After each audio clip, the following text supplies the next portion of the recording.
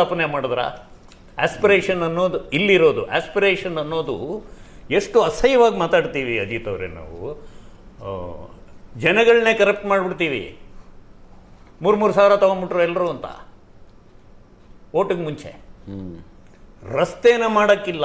ನಾವೇ ಓಪನ್ ಆಗಿ ಹೇಳ್ತೀವಿ, ಪಕ್ಷ ಅಂತ ಹೇಳ್ತಾ ಇಲ್ಲ, ಜನ ಹೇಳ್ಕೊಳ್ಳೋದು. ಆಗ 40 ಇತ್ತು, ಈಗ 50 ಆಗಿದೆ ಅಂತ. That is also A part of the expenditure ಅಲ್ವಾ?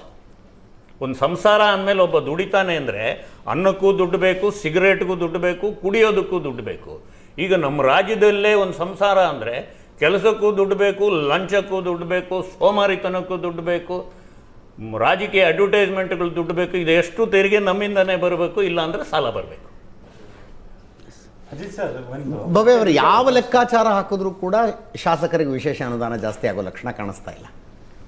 ಸಂಬಳ ಆಗ್ತಾ ಇದೆಯಲ್ಲ, ಸಂಬಳ ಪೊಲಿಟಿಕಲಿ ಹೆಂಗೆ ಹ್ಯಾಂಡಲ್ ಮಾಡ್ತಾರೆ ಸಿದ್ದರಾಮಯ್ಯನವರು? ಈ ಸಲ ಆಗ್ಬೋದು.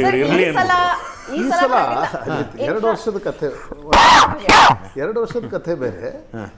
ಈ ವರ್ಷ ನವೆಂಬರ್ಗೆ ಬಹಳ ಮುಖ್ಯವಾಗಿರ್ತಕ್ಕಂಥ ಒಂದು ರಾಜಕೀಯ ನಿರ್ಣಯ ಆಗೋದಿದೆ. ಆಗ ಎಲ್ಲದಕ್ಕಿಂತ ಹೆಚ್ಚಾಗಿ ನೋಡಿ, 2 ಸಂಗತಿಗಳು ಅದನ್ನು ತೀರ್ಮಾನ ಮಾಡೋದು. ಒಂದು ಶಾಸಕರ ಬೆಂಬಲ ಯಾರಿಗೆ, ಇನ್ನೊಂದು ಹೈಕಮಾಂಡ್ನ ಬೆಂಬಲ ಯಾರಿಗೆ. ಹೈಕಮಾಂಡ್ನ ಬೆಂಬಲ ಯಾರಿಗೆ ಅಂತಕ್ಕಂಥದ್ದು ನಮ್ಗೆ ಈಗ ಸ್ವಲ್ಪ ಅಂದಾಜು ಸಿಕ್ಕಿದೆ.